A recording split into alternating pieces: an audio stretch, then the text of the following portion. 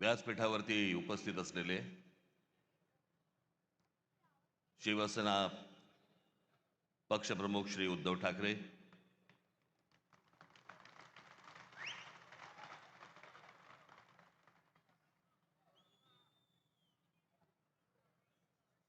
माझे मित्र आणि शिवसेनेचे नेते श्री संजय राऊत, इतर सर्व मान्यवर आणि माया जमलेल्या सर्व तमाम मराठी बांधवांनो, भगिनींनो आणि मातांनो,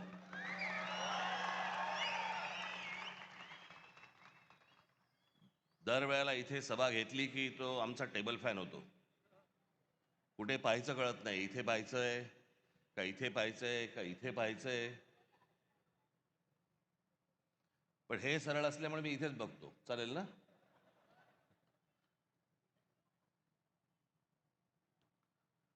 आज निवडणूक एका शेवटच्या टप्प्यावरती येऊन ठेपलेली आहे.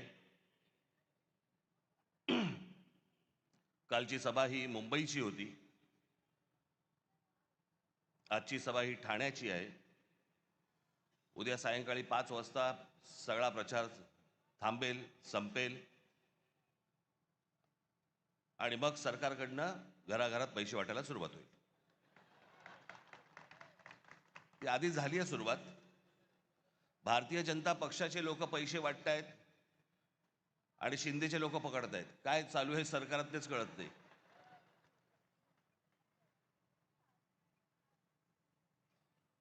त्या दिवशी मी कल्याण डोंबिवलीला गेलो,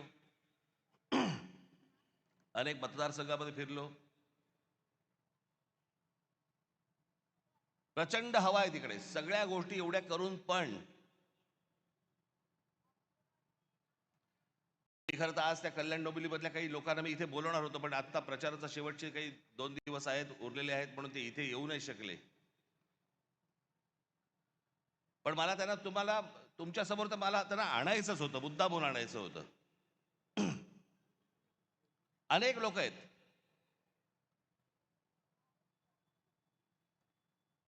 आज घराघरामध्ये 5-5 हजार रुपये वाटतात मतांसाठी.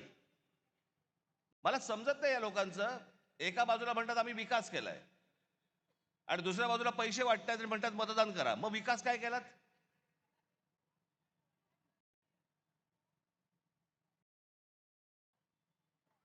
मला घेणाऱ्यांची चिंता आहे, देणाऱ्यांची नाही.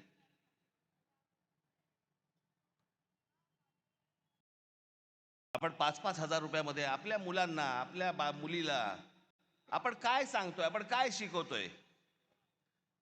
ते उद्या ज्यावेळेला समाजात जाणार त्यावेळेला ते काय म्हणणार? माझा बाप विकला गेला, माझी आई विकली गेली, माझ्या वडिलांनी आणि माझ्या आईने पैशासाठी मत विकलं. उद्या ती मुलं असतील, त्यांचे त्या मुलं मुलींचे त्यांचे कोणीतरी मित्रपरिवार असेल, ते काय म्हणतील की अरे ह्यांच्या आई वडिलांनी मत विकलं, हे विकले गेले. विकले जातात. कल्याण डोंबिवलीमध्ये बाजार, गुलामांचा बाजार असायचा ना पूर्वी. गुलामांचा बाजार मांडलेला असायचा, तसा गुलामांचा बाजार मांडला होता. महाराष्ट्रामध्ये 66 ठिकाणी पैसे देऊन, पैसे वाटून फॉर्म माघारी घ्यायला लावले.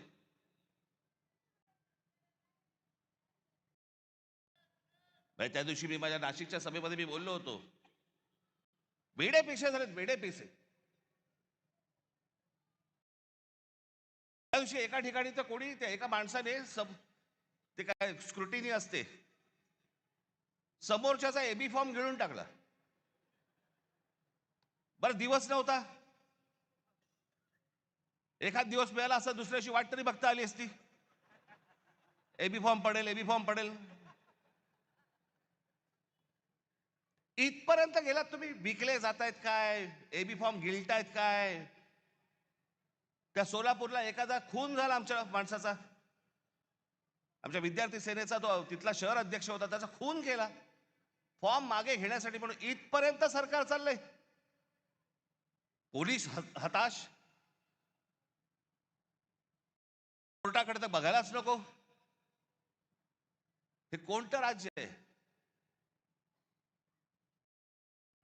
बिनधास्त सगळ्या गोष्टी सुरू आहेत. मला ती, म्हणून मी मगाशी म्हटलं ना, मला ती माणसं आणायची होती. ती त्या प्रचारामध्ये बिचारे गुंतलेत, त्याच्यामुळे मला इथे त्यांना बोलवता नाही आलं. 5-5 हजाराला मतं विकतायत. फक्त 2-3 माणसांची फक्त तुमच्यासमोर नावं घेतो, बाकीचे तर आता येतील.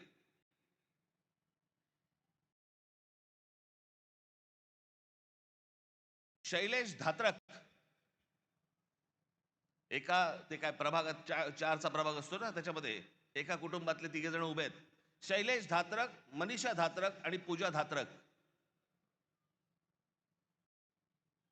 किती पैशाची ऑफर झाली असेल तुम्ही कल्पना पण नाही करू शकत. म्हणजे काय लेवलचा बाजार मांडलाय या लोकांनी, तुम्हाला अंदाज येईल. या 3 लोकांना एका घरात मिळून 15 कोटी रुपयाची ऑफर दिली गेली. 15 कोटी.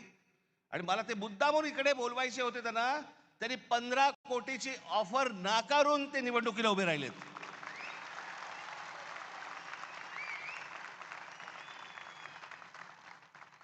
15 कोटी, 15 कोटी रुपयाची ऑफर नाकारणारे कुठे आणि 5-5 हजार रुपयामध्ये मतं विकणारे कुठे? दुसरा मुलगी सौ राजश्री नाईक, कितीची ऑफर झाली? 5 कोटी रुपयाची. कुठे आहेत? या इकडे, या इकडे.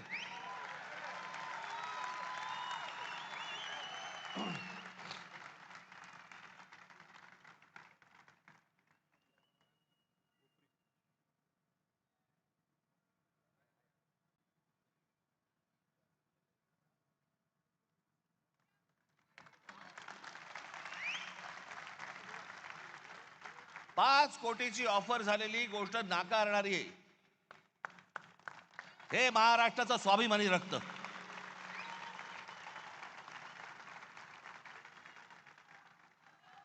बसा ताई.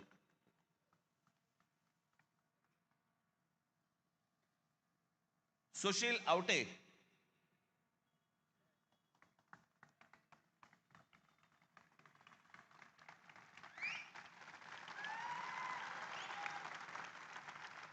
एक कोटी रुपयाची ऑफर झाली, नाकारले. अजून बरेच जण आहेत.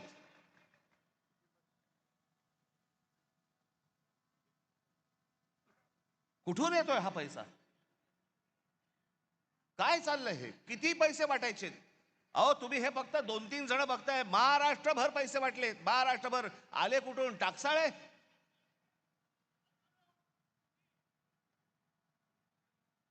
कोणाला 5 कोटी, कोणाला 10 कोटी, कोणाला 15 कोटी, कोणाला 1 कोटी, 2 कोटी, काय बघायलाच नको. ही कोणती महाराष्ट्राची निवडणूक आहे? अहो इतकी वर्ष ह्या निवडणुका आम्ही बघतोय, अशी निवडणूक नाही पाहिली.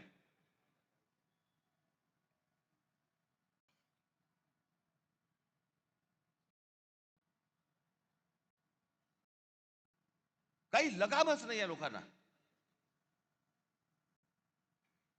बिनधास जे काय हवंय ते करायचंय. कोर्टात जाऊन काय उपयोग नाही, पोलिसात जाऊन काय उपयोग नाही, कुठेही तुम्हाला जाऊन उपयोग नाहीये. बस आमची मर्जी.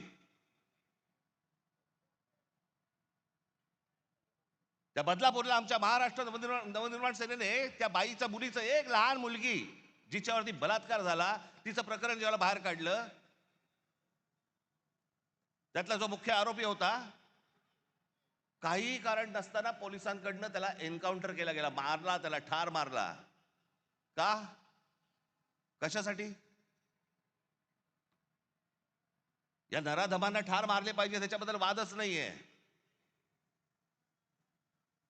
पण एन्काउंटर मध्ये ठार का मारायचा होता? काही गुपित होतं का? जर ते बाहेर पडलं असतं तर काही प्रॉब्लेम होता का? आणि त्याच्यातला जो सह आरोपी होता आपटे नावाचा, त्याला भारतीय जनता पक्षाने काल स्वीकृत नगरसेवक म्हणून स्वीकारलं. आमच्या अविनाश जाधवने धमकी दिली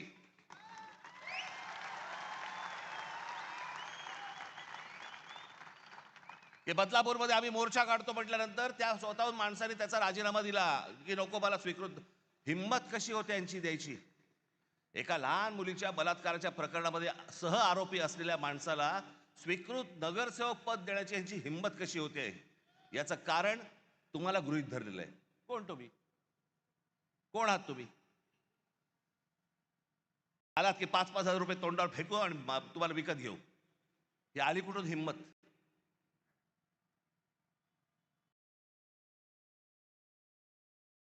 काल मी सांगितलं भ्रष्टाचाराचे आरोप आमच्यावरती करतायत. छगन भुजबळांना जेलमध्ये टाकणारे हेच देवेंद्र फडणवीस. त्याला तर काय झालं माहिती मला. जेव्हा आले त्याला मला बरा वाटायचा, माणूस चांगला वाटायचा. आतापर्यंत बरा होता.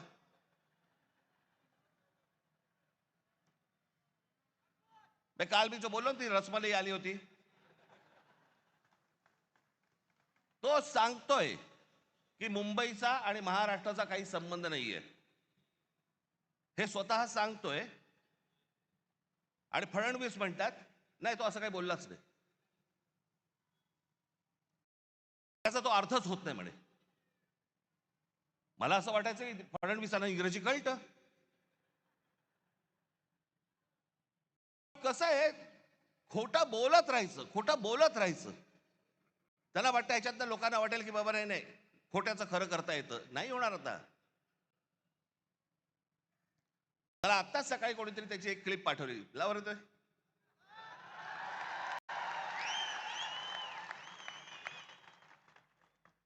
अण्णामलांच्या स्टेटमेंट बद्दल काय म्हणा? Bombay is not a Maharashtra city. Mumbai महाराष्ट्राची नाही याचं असं हे म्हणत म्हटलंय. Bombay is not a Maharashtra city. Mumbai is not a Maharashtra city. Mumbai is international नाहीये. Bombay is not a Maharashtra city. त्यांनी म्हटलं मुंबई हे आंतरराष्ट्रीय, आणि ते खरंच आहे, आंतरराष्ट्रीय शहर आहे. त्यात काय वाईट आहे? Bombay is not a Maharashtra city. आंतरराष्ट्रीय शहर आहे. महाराष्ट्राचं नाही असं असं बिलकुल नाही म्हटलं. Bombay is not a Maharashtra city. त्याचं वाक्य आहे. नाही तसा त्याचा अर्थच नाही. Bombay is not a Maharashtra city. CM साहेब त्याचं तो बोलतोय खाली की मुंबई महाराष्ट्राची नाही म्हणून नाही. तो असं बोललाच नाही म्हणे. त्याचा म्हणे तो अर्थच होत नाही. किती खोटं बोलायचं, काही मर्यादा? कोणासाठी करताय हे तुम्ही? कशासाठी करताय हे?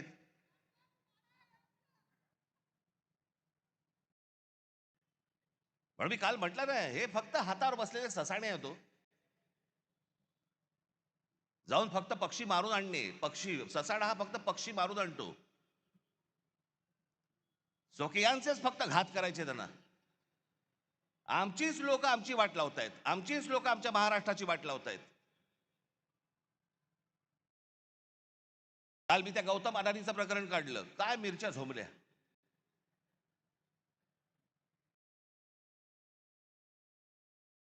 ते काय पुढे सुरू केलं तर राज ठाकरेंचा माझा आणि गौतम अडाणीचा एक फोटो. बरं, मग पुढे माझ्या घरी गौतम अडाणी येऊन गेला एकदा. माझ्याकडे रतन टाटाही येऊन गेलेत. माझ्याकडे मुकेश अंबानी येऊन गेलेत. माझ्याकडे आनंद महिंद्राही येऊन गेलेत. अनेक उद्योगपती येऊन गेलेत. अनेक फिल्म मधले कलाकार येऊन गेलेत. घरी येऊन गेले म्हणून त्यांची काय पापं झाकायची का मी?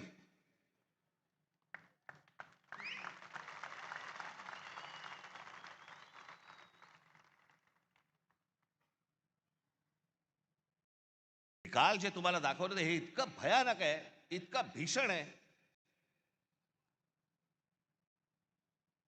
ते जे फोटो दाखवतात, कधी 2-3 वर्षापूर्वीचा काहीतरी फोटो दाखवतात, तो जेव्हा घरी आले होते. आता घरी आल्यावरती काय हाकलून देऊ?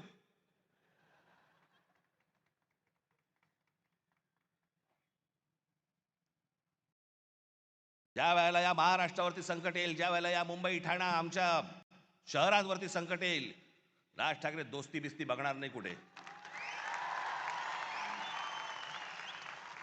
आणि अडाणीशी दोस्ती करण्याचा माझा विषयच नाही. मी इतका अडाणी नाहीये.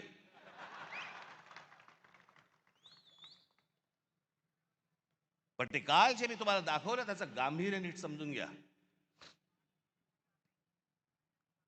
मी काल जे तुम्हाला सांगितलं की जवळपास 60% म्हणजे हा माणूस कधी सिमेंटमध्ये कधी नव्हता, तो आज माणूस 2 नंबरला सिमेंटमध्ये आलाय.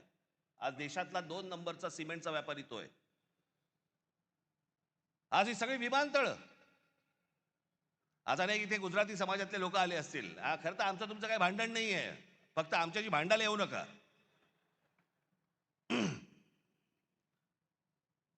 1 हे जे डाव रचतायत याच्या विरोधात खरं तर इथल्या गुजराती समाजाने उभं राहिलं पाहिजे त्यांच्या विरोधात.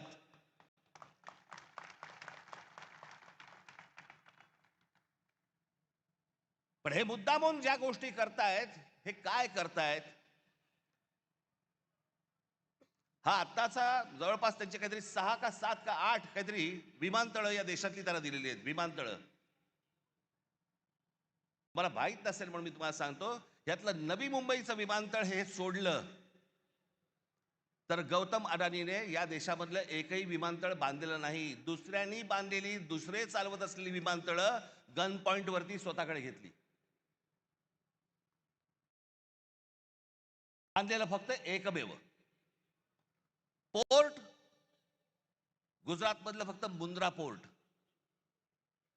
बाकी देशभरामधली जेवढी पोर्ट्स आहेत ही सगळी दुसऱ्यांची होती.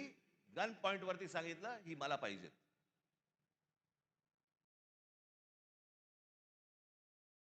एक इथलं विमानतळ, एक पोर्ट सोडून या माणसाचं स्वतःचं काही नव्हतं. फक्त केंद्राचा दबाव, नरेंद्र मोदींचं नाव, या एका गोष्टीवरती हा माणूस अख्ख्या देशभर पसरत गेला आहे.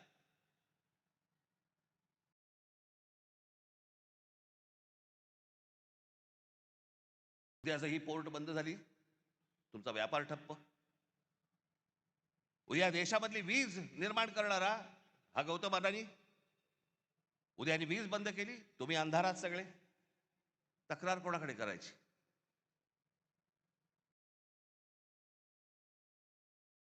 आत्ता 1-2 महिन्यापूर्वीची गोष्ट असेल, महिन्याभरापूर्वीची गोष्ट असेल. जर विसरला नसाल तर तुम्हाला आठवण करून देतो, पण विसरला नसाल कदाचित, हा देश पण विसरला नसेल.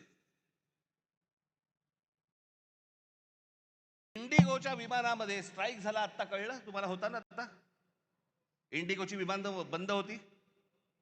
या इंडिगोच्या मालकाला या एव्हिएशन मधली म्हणजे हवाई वाहतुकीमधली 65% हवाई वाहतूक, या देशाची 65% हवाई वाहतूक ही इंडिगोकडे दिलेली आहे. स्ट्राईक केला, त्यांनी बंद केलं, कारण काही नाही दिली. आणि एके दिवशी त्या इंडिगोच्या मालकाने ही सगळी विमानं बंद केल्यावरती अख्खा देश ठप्प झाला. सगळी विमानतळ भरून माणसं वाहतायत, लहान लहान मुलं तडफडतायत, त्यांच्या आयांना कळत नाही काय करायचंय, विमान उडत नाहीये. खाण्यापिण्याचे बांधे खरं तर विमान कंपनीने द्यायला पाहिजे, तेही नाही, पाणी नाही, काही नाही, काही नाही. देश अख्खा ठप्प. एक विमान कंपनी तुमचा देश ठप्प करू शकते. आज अदानीच्या हातामध्ये सिमेंट आहे, आज अदानीच्या हातामध्ये वीज आहे, अदानीच्या हातामध्ये विमानतळ आहेत, अदानीच्या हातामध्ये पोर्ट्स आहेत.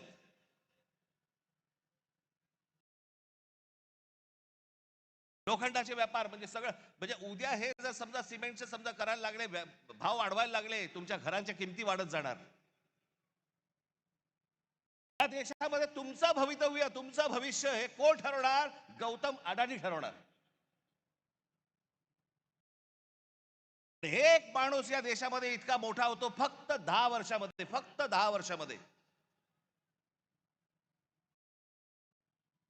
2014 ते 2025 11 वर्षात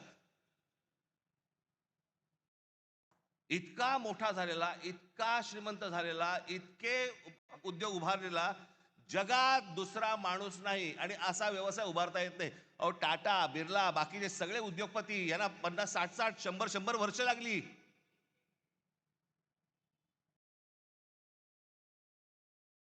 काल महाराष्ट्राचा नकाशा दाखवला, त्याच्यामध्ये सगळं दाखवलं की महाराष्ट्रामध्ये कशा प्रकारच्या गोष्टी होत आहेत.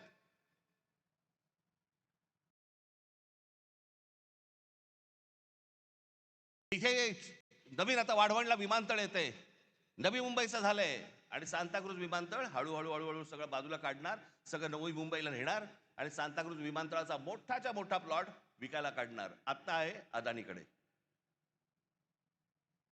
मी काय, माझा काय कोणी दुश्मन नाहीये. या देशामध्ये उद्योगपती मोठे व्हावेत, पण सगळे व्हावेत, एकाकडेच नाही. या देशामध्ये उद्योग आले पाहिजे, या देशामध्ये उद्योगपती वाढले पाहिजे, या देशामध्ये पैसा आला पाहिजे. त्या उद्योग आल्यानंतर रोजगार निर्माण होतो.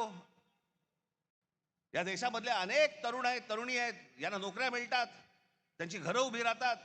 मी उद्योगपतीच्या विरोधातला माणूस नाहीये, पण एकाच उद्योगपतीवरती इतकी मेहरबानी का हे विचारणारा माणूस आहे. बाकीचे उद्योगपती मेले काय या देशातले? मग या माणसाला पुढे करायचा, सतत पुढे करायचा आणि वेगळे डाव आखायचे. बाकीचे ते व्यवसाय चालूच आहेत, पण महाराष्ट्रात काय चालू आहे जे मी काल तुम्हाला सांगितलं. भूगोल बघा एकदा. हे वाढवण जिकडे आहे तिकडे पुढे जा तुम्ही जरा, लगेच गुजरात लागतं. ही आपली शहरं, ही आपली मराठी शहरं,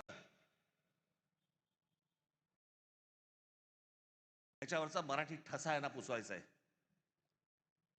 एक साधी गोष्ट तुम्हाला दाखवतो. भाषावर प्रांतरचना ज्यावेळेला झाली मराठी लोकांसाठी महाराष्ट्र, गुजराती लोकांसाठी गुजरात, तामिळ लोकांसाठी काय तामिळनाडू, प्रत्येक भाषेचं एक राज्य निर्माण झालं. आणि मुंबई तर महाराष्ट्रामध्ये संयुक्त महाराष्ट्रात लढा होऊन 107 हुतात्म्यांना त्याच्यानंतर मुंबई महाराष्ट्राला मिळाली, जी महाराष्ट्राची होती, पण लोक छीनत होते तिला.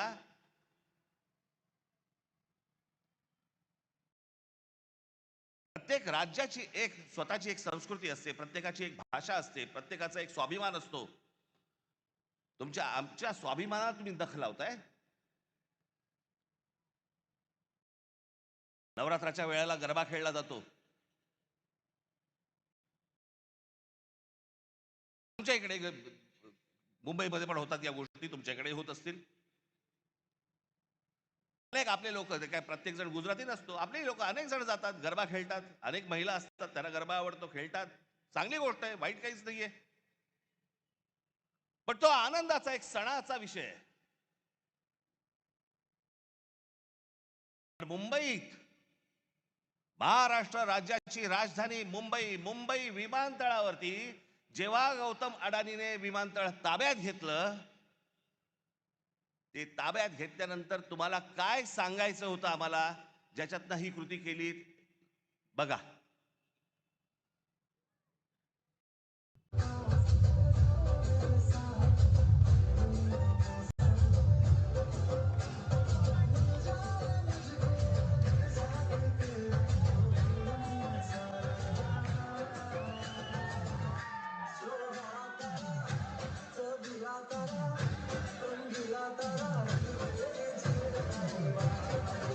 बंद कर. मुंबई विमानतळावरती गरबा केला. तुमची ओळख पुसून टाकायची. मुंबई तुमची नाहीये.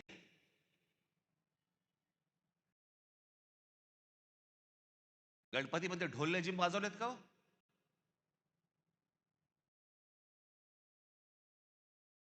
जर वाजवायचे असतील तर फक्त ढोल लेझिमच वाजले पाहिजे मुंबई विमानतळावरती, बाकी काही नाही.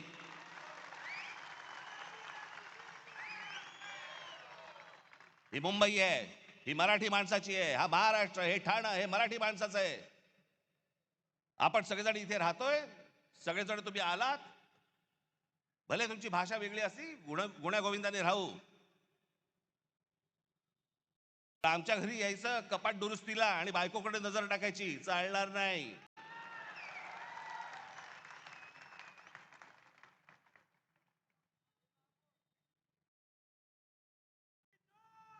काय बेभानपणा सुरू आता इथे तुमच्या घोडबंदरला. या घोडबंदरला इथे नॅशनल पार्क मध्ये,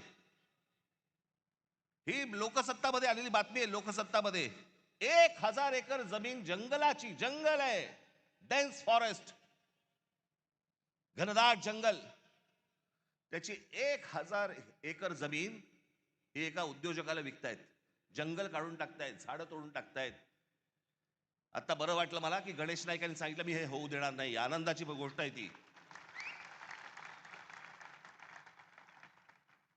पण मला कळलंय हे कोणाला करायचंय? एकनाथ शिंदेना करायचंय. त्यांच्या कुठे ओळखीचे आहेत.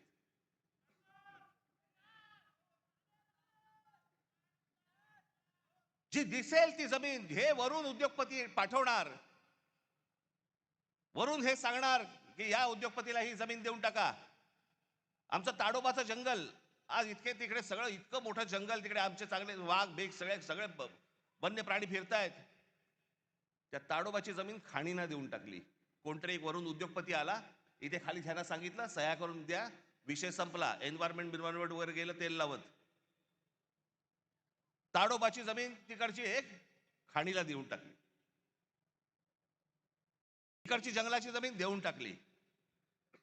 इकडे बंदर देऊन टाकलं, इथे तुमचं विमानतळ देऊन टाकलं, इथे तुमची आता ते काय डम्पिंग ग्राउंड देऊन टाकलं. ती जिथे गौतम अडाणी बघेल ही जमीन मला पाहिजे, घेऊन जा. एकाच माणसाला एवढी मेहरबानी का चालू आहे? असं काय तो माणूस देतोय? याचं कारण ह्यांचा जो आज ते विळखा आखतायत ना, जो मुंबई, ठाणा, कल्याण, डोंबिवली ही सगळी शहरं ही सगळी गुजरातला मिळवायची.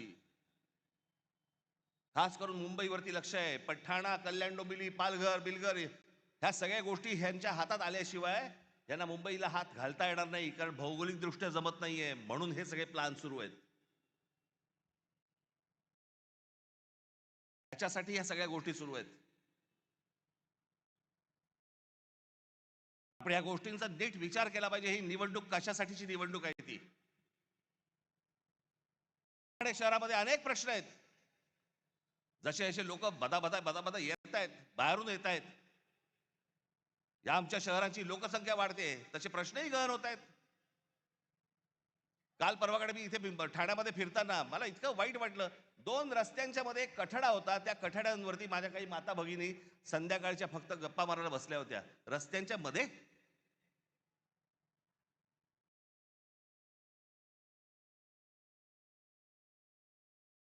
आम्हीच तुम्हाला सांगतोय, सुखसोयी तर उत्तम देऊच या ठाण्यामध्ये. तुम्ही असाल, तुम्ही टिकलात तर, तुम्हाला या ठाण्यात ठेवलं तर, त्या भविष्य काळात असं नको व्हायला की उद्या ठाण्याचे सगळे प्रश्न कोण सोडवते? गुजरात सरकार. कारण महाराष्ट्रापासून वेगळे झाले. अनेक जण मला म्हणतात की नाही नाही, ते दरवेळेला तुम्ही घाबरवता, असं होणार. मी म्हटलं मी दरवेळेला तेव्हापासून नाही बोलत आहे, मला आता कळतंय उंबरठ्यावरती संकट येऊन उभं आहे.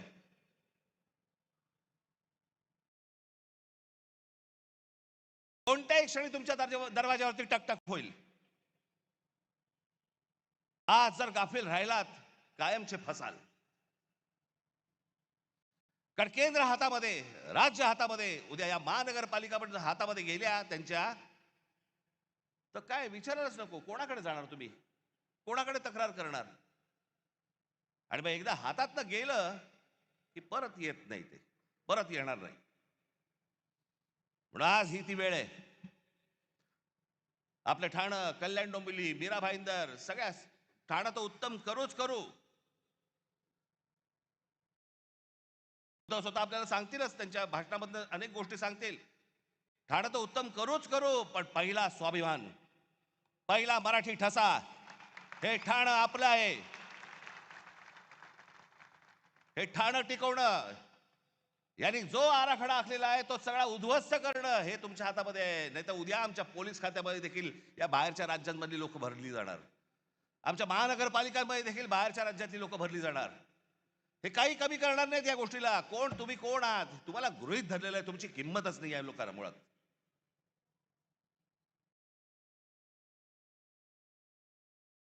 जातील कुठे? येतील.